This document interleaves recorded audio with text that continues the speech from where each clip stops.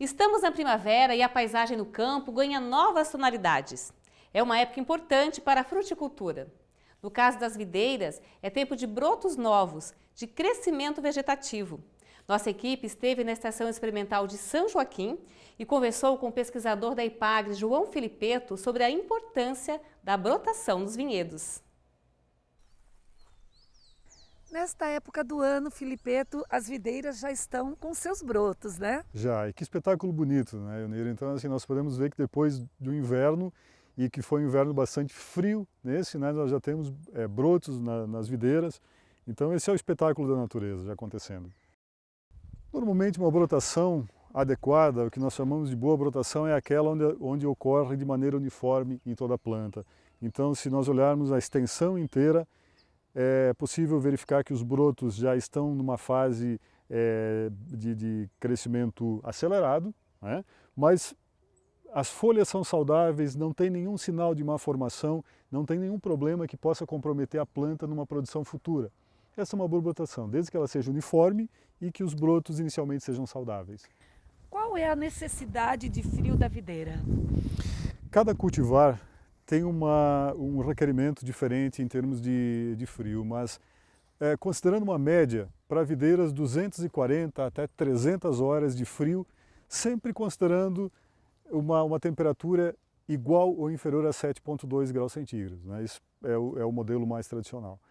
Então, aqui na região nós temos até 800, muitas vezes 900 horas. Então, de forma nenhuma, o frio é um fator limitante. Nós temos frio suficiente disponível para garantir o requerimento dessas plantas, né? O frio chega a ser prejudicial à videira aqui nessa região, em algumas situações extremas? Em muitos anos, sim, infelizmente, porque os maiores declínios de produção muitas vezes são causados exatamente pelas geadas tardias, aquelas geadas de primavera.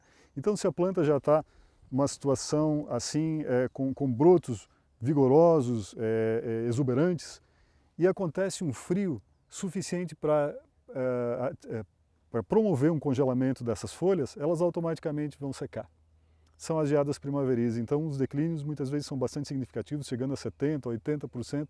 Já aconteceram anos em que a perda chegou a 90%.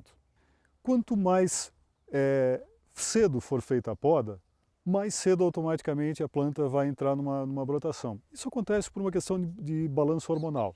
Os hormônios eles se movimentam a partir da poda, né? Não acontece mais uma inibição correlativa, as gemas já são francas, têm seu requerimento de frio já satisfeito, então elas já ficam automaticamente prontas. Mas se for feita a técnica da pré-poda, ou seja, as varas são podadas numa altura maior, para posteriormente fazer a redução dela e aí sim a poda de produção, é uma maneira de fazer com que essa brotação seja mais tardia, escapando automaticamente do período crítico de geadas. A boa brotação é fundamental, eu diria que o início de todo o processo é fundamental para que no fim o vinho como qualidade final seja um produto também qualitativo. Eu diria que tem que passar necessariamente por uma brotação uniforme. Todas as demais fases, os estágios fenológicos se sucedem a partir do início uniforme. Se as fases forem uniformes, a brotação e a maturação vai ser uniforme. Automaticamente os cachos vão estar todos eles adequados, prontos, qualitativamente superiores para a produção de um vinho igualmente superior. Qual é a tua expectativa em relação a uma brotação como essa desse vinhedo? A melhor possível, né? A gente vê brotos exuberantes, brotos saudáveis, então a expectativa a partir de agora é de uma safra excelente, como tem acontecido nos últimos anos, né? Aqui nos vinhos da altitude, Serra Catarinense. Então é o melhor possível. A gente espera que realmente tenham vinhos cada vez melhores e que cada vez mais sejam conhecidos a nível de Brasil e internacional também. A cada safra os resultados são melhores, né? Com certeza. E esse é o charme do vinho, porque na verdade cada safra apresenta uma condição diferenciada. Se nós tivéssemos um vinho sempre igual, como um refrigerante, por exemplo, que sempre tem um sistema de produção que torna ele igual a cada produção.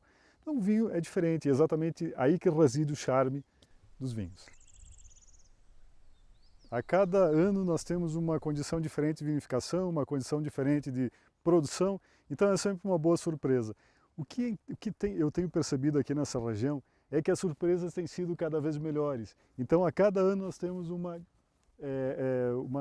superação da expectativa em relação àquela safra.